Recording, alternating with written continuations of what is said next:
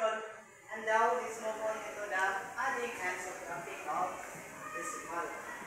So this is our learning objectives for today. So please read. At the end of the lesson, the learner should be able to add and subtract decimal numbers and solve word problems involving addition and subtraction of decimal. Okay, so when we say decimal, it has a number that has a decimal point.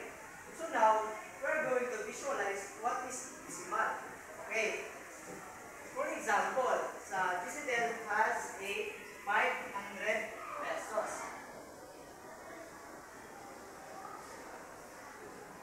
Is this a decimal point? Yes, teacher.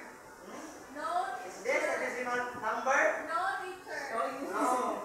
Okay. Next. How about our next example? What if si GB na siya ay 75 pesos and 15 cents?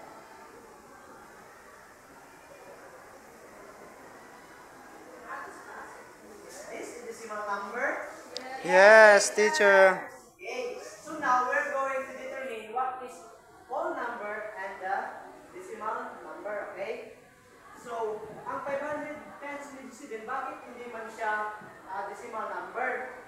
Okay, we're going to write down 500 pesos in this visual chart. Okay, 500. Okay, so since nga din siya matawag ang 500 nga decimal number, it because walay place value sa decimal sign na sa place value chart. Okay, so now let's go. Let's now list down 75 pesos point 50 cents.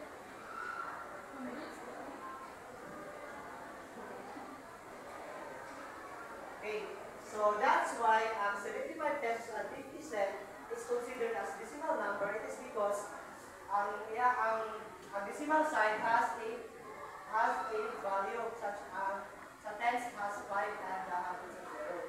Okay, so now I have here an activity. So please everyone read. Mr. Rivera brought the following items from a grocery store. A kilo of sugar at 56.50, 2 kilograms of rice at 48 per kilo, a pack of milk at 96.75, and a pack of matchstick at 6 point. Oh, how much change per 1,000? So now we're going to solve this problem using the step of adding of decimal before the subtracting step. So the first step is arrange the decimal point of the numbers being added in a column. This way, we are adding the digit of the same place value. So now we're going to list down the 56.58 cents. 56 pesos point 15 cents. And next is 2 kg of rice, which is 48 pesos. So dapat 48 pesos ang ito ang utang. Okay. So the next we're going to list down ang 96 and 75 pesos. Okay. And the last one is the 6 pesos. So now, Dili. if you're wondering, bakit walay zero, bakit empty ang area, that is the second step of adding decimal, which is extend numbers with zeros, if necessary, to the line then up. Add zeros to the beginning and or end the numbers so that they can same number of digits. Understand? Yes. Okay, so now we're going to add up a zero here in the whole number.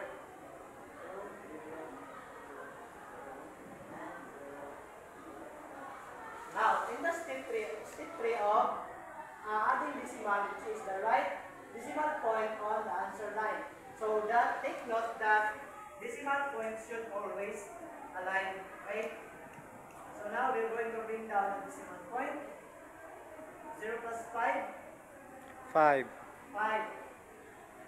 7 plus 5, 12, 12. 12.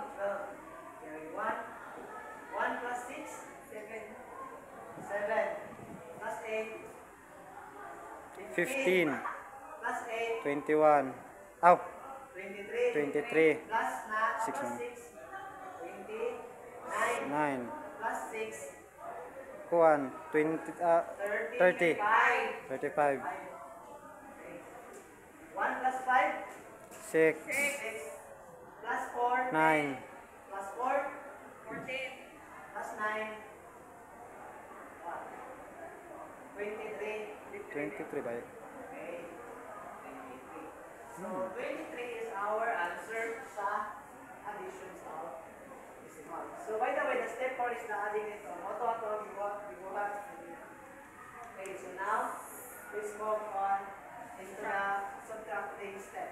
But, ako sa dati is down ang answer ng decimal.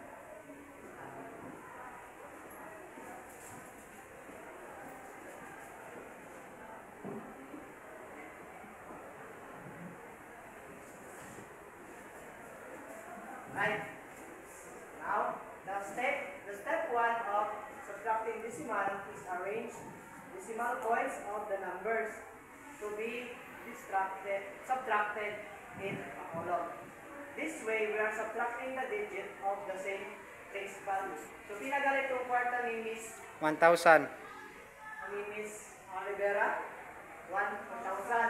So, now we're going to list down ang 1,000 pesos. 1,000. Uy, di na mairis na ba? Okay. Now, so the step 2 is the extent number with zeros it necessary. Okay. So now, since that this is our product or the answer of our adding decimal, we're going also to list down this answer. But make sure that the decimal point is always aligned. So we're going to list down the decimal point and also the decimal number sign. 25, 5, 3, 2. Okay. Now, on step 3, write the decimal point on the answer line. Directly below to the decimal point, line up with the numbers being subtracted. Okay. So now, we're going to bring down the decimal point. Okay. So, the step 4 is this time is just like doing subtraction. All numbers, subtract the numbers in the column straight farthest to the right. Moving to the left and write the answer on the line. Directly delete it. Okay. So, 5 minus 0, cannot be. Cannot be. Makabaro ba ni 0 kay 0? Yes. No, No. 0, makabaro ba kay 0? no, Okay. 0, makabaro ba kay 0? no, yeah. Si 0, makabaro ba kay 0? No, dili siya. Okay. So now, makabaro sa dali kay 1. So So magiging this 0 will be 10. Okay, 10. So si 0, pwede na ba makabaro kay 10? yes. Okay, so kani si 10, may mo siya of 9. 9. And this 0 will be going to 10. So makabaro na ba si 0 sa Yes. 0? Yes, may 9. Yes. Yes na. So this 0, may mo siya 9. And then 10. And so on So po. makabaro na ba si 0 sa 10? Makabaro na. So then, si 0, makabaro na ba si 0 sa 10? Yes, Anton. Okay, good. This 0 will go to 9. Okay. So now we're going to subtract this number. And now, 10 minus 5. 5. 5, 9 minus 2. 7, 7. 7. Now we're going to bring down the decimal point. Okay. 9 minus 5. 4. 4, 4. 4. 4. 6, 9 minus 3. 6. 6, Okay. 9 minus 2. 7, So, since pinabaro naman ng 1, so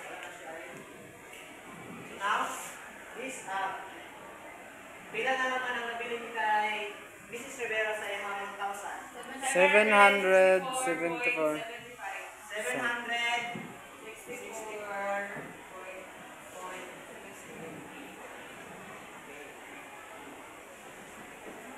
Did you get plus what is the decimal number? What is adding and subtracting the decimal number? Yes, Yes. teacher. Okay, good. So